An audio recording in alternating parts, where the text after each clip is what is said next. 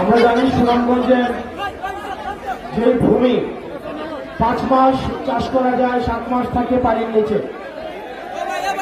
লড়াই এবং সংগ্রাম ভূমিকে ঘিরে, পানিকে ঘিরে, জালকে ঘিরে। আমাদের এখানে সবচেয়ে বড় যে সমস্যা সেটা হচ্ছে কর্মসংস্থানের অভাব। 5 মাস চাষ করে 12 মাস জীবন নির্বাহ করতে হয়।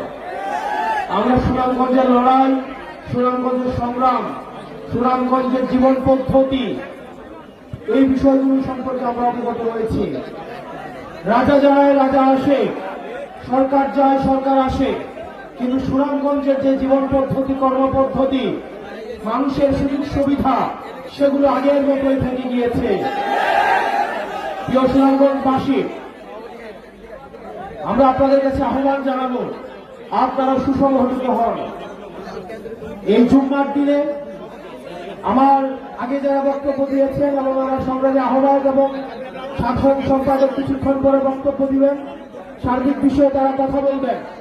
একটি বিষয়ে আমি শুধু আপনাদের দৃষ্টি আকর্ষণ করছি, সেটি হচ্ছে আপনারা স্থানীয় পর্যায়ে আপনারা সংগঠনকে সুসংগত করেন।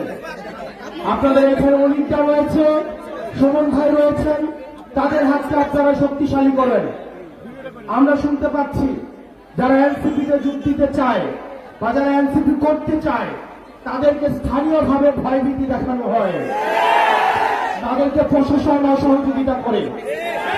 প্রিয় সহযোদ্ধা, প্রিয় সুনামগঞ্জবাসী, আপনারা স্থানীয়ভাবে সুমন ভাই অলিকদার পরামর্শ নিয়ে আপনার উপজেলায় কমিটিগুলো সুসংহত করেন, ওয়ার্ডে ইউনিয়নে কমিটিগুলো সুসংহত করেন। আমরা আপনাদেরকে কথা দিচ্ছি, আমরা সাংগঠনিকভাবে যদি সুদৃঢ় হই, আজকে যে 5টা প্রশাসন রয়েছে, আমরা এই 5টা প্রশাসনকে দেখতে পাচ্ছি, তারা তাদের নিরপেক্ষ ভূমিকা মাঝে মাঝে তাদের প্রশ্নবিদ্ধ হচ্ছে।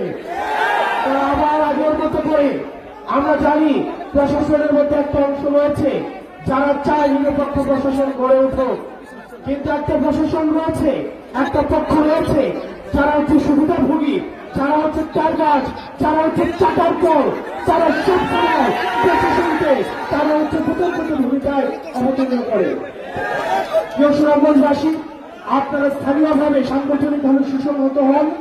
আমরা বিশ্বাস করি এনসিপির মধ্য দিয়ে আপনাদের দীর্ঘদিনের যে লড়াই, আপনাদের দীর্ঘদিনের যে সংগ্রাম, সে লড়াই এবং সংগ্রামের চূড়ান্ত ফলাফল আমরা দেখতে পাবো। আপনারা সবাই ভালো থাকবেন, সুস্থ থাকবেন। আপনাদের সাথে আবার দেখা হবে, আবার লড়াইয়ে এবং বিজয়ে। আসসালামু আলাইকুম ওয়া রাহমাতুল্লাহি।